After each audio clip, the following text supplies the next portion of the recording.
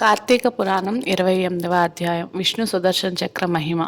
జనక మహారాజా వింటివా, దూర్వాసుని అవస్థలు. తాను ఎంతటి కోపవంతుడైనను వెనక ముందు ఆలోచింపక మహాభక్తుని శ్రద్ధని శంకించినాడు కనుకనే అట్టి ప్రయాసలు పాలైనాడు. కావున ఎంతటి గొప్పవారైనను వారు ఆచరించు కార్యములు జాగ్రత్తగా తెలుసుకొనవలెను. అటుల దూర్వాసుడు శ్రీమన్నారాయణుడికి సెలవు పొంది తనను వెన్నంటూ తరుముకొచ్చిన విష్ణు చక్రాన్ని చూచి భయపడుతూ తిరిగి మళ్ళీ భూలోకానికి వచ్చి అంబరీషుని కడకేకి, అంబరీష, ధర్మపాలక, నా తప్పు క్షమించి నన్ను రక్షింపుము. నీకు నాపై గల అనురాగంతో ద్వాదశి పారాయణంకు నన్ను ఆహ్వానించితివి. కానీ నిన్ను కష్టములు పాలు చేసి వ్రతభంగము చేయించి నీ పుణ్యఫలంను నాశనం తలపెట్టి తిని. కానీ నా దుర్బుద్ధినే వెంటాడి నా ప్రాణములు తీయుటకే సిద్ధమైనది. నేను విష్ణు కడకేగి ఆ విష్ణు చక్రము వలన ఆపద నుంచి రక్షింపమని ప్రార్థించి తిని. ఆ పురాణ పురుషుడు నాకు జ్ఞానోదయం చేసి నీ వద్దకేగమని చెప్పినాడు. కాన నువ్వే నాకు శరణ్యము.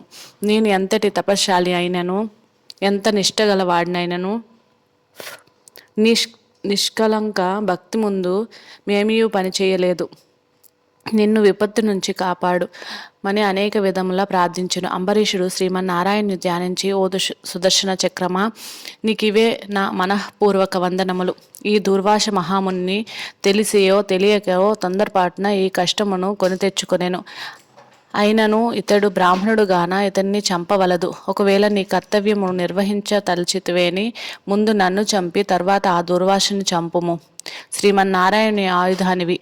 నేను ఆ శ్రీమన్నారాయణుని భక్తుడను. నాకు శ్రీమన్నారాయణుడు ఇలవేల్పు దైవము.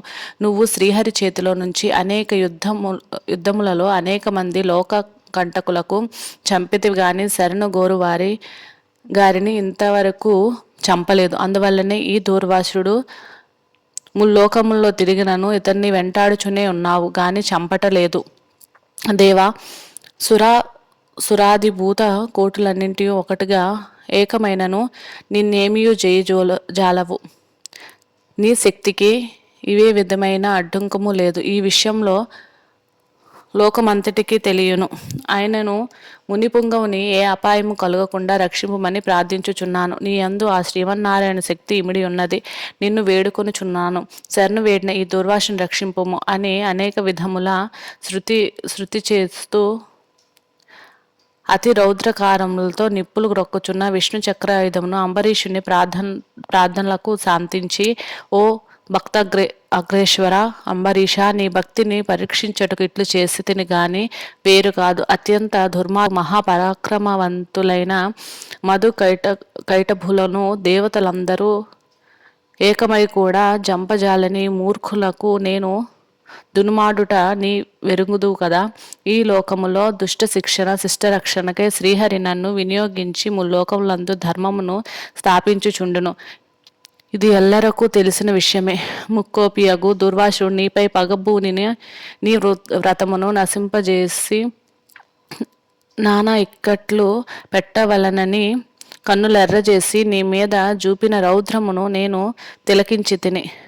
నిరపరాధివగు నిన్ను రక్షించి ఈ ముని గర్వమును అనర్చవలెనని తరుముచున్నాను. ఇతడు కూడా సామాన్యుడు కాడు. ఇతడు రుద్రాంశ సంభూతుడు, బ్రహ్మ తేజస్సు గలవాడు, మహాతపశ్శాలి. తేజము భూలోక వాసులందరినూ చంపగలదు. కానీ శక్తిలో నాకంటే ఎక్కువేమీ కాదు. సృష్టికర్తయగు బ్రహ్మ తేజస్సు కంటెను, కైలాసవాసియగు పరమేశ్వరుని తేజస్సు కంటెను ఎక్కువైన శ్రీహరి తేజస్సుతో నిండి ఉన్న నాతో రుద్ర తేజస్సు గల దూర్వాసుడు గాని క్షత్రియ తేజస్సు గల నువ్వు గాని తొలతోగరు, నన్నెదుర్కొన్న జాలరు. తనకంటూ ఎదుటివాడు బలవంతుడైనప్పుడు అతనితో సంధి చేసుకొనుట ఉత్తమము. ఈ నీతిని ఆచరించు వారు ఎటువంటి విపత్తుల నుంచి అయినను తప్పించుకోగలరు. ఇంతవరకు జరిగిందంతయు విస్మరించి శరణార్థమై వచ్చిన ఆ దూర్వాసుని గౌరవించి నీ ధర్మమును నువ్వు నిర్వర్తించుమని చక్రాయుధము పలికెను. అంబరీషుడు పలుకులు ఆలకించి, నేను దేవగో బ్రాహ్మణాదులు అందును స్త్రీలందును గౌరవం గలవాడును. నా రాజ్యంలో సర్వజనులు సుఖముగా నుండవుగా లేను.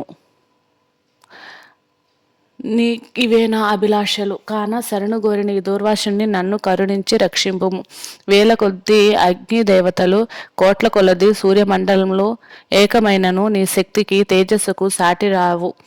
నువ్వు అట్టి తేజో రాశివి. మహావిష్ణువు లోక నిందితులపై నో లోక కంటకులపై దేవ గో బ్రాహ్మణ హింస పరులపై నిన్ను ప్రయోగించి వారిని రక్షించి తన కుక్షి అందున్న 14 లోకములను కంటికి రెప్పలా కాపాడుచున్నాడు. కాన నీకివే నా మనఃపూర్వక నమస్కారములు అని పలికి చక్రాయుధపు పాదములపై పడెను. అంతటా సుదర్శన చక్రం అంబరీషుని లేవదీసి గాఢాలింగన మొనర్చి, అంబరీష నీ నిష్కలంక భక్తికి మెచ్చితిని. విష్ణు స్తోత్రం 3 కాలములందు నెవరు పఠింతురో, ఎవరు దాన ధర్మములతో పుణ్యఫలములు వృద్ధి చేసుకుందరో, ఎవరు పరులు హింసించక పరధనమును ఆశపడక పరస్త్రీని బిట్టక గోహత్య బ్రాహ్మణ హత్య శిశుహత్యాది మహాపాతకములు చేయకుందరో అట్టి వారి కష్టములు నశించి ఇహమందున పరమందున సర్వసుఖములతో తొలతూగుదురు. కాన నిన్ను దూర్వాసుని రక్షించును. నీ ద్వాదశ వ్రత ప్రభావము చాలా గొప్పది. నీ పుణ్యఫలం ముందు ఈ మునుపుంగువుని తపస్వి అని పని చేయలేదు అని చెప్పి అతని ఆశీర్వదించి అదృశ్యమయ్యను. అష్టమి దిశోధ్యాయము 28వ రోజు పారాయణం సమాప్తం. స్వస్తి. ఓం నమ శివాయ. ఓం నమ శివాయ. ఓం నమ శివాయ. హర హర మహాదేవ శంభో శంకర.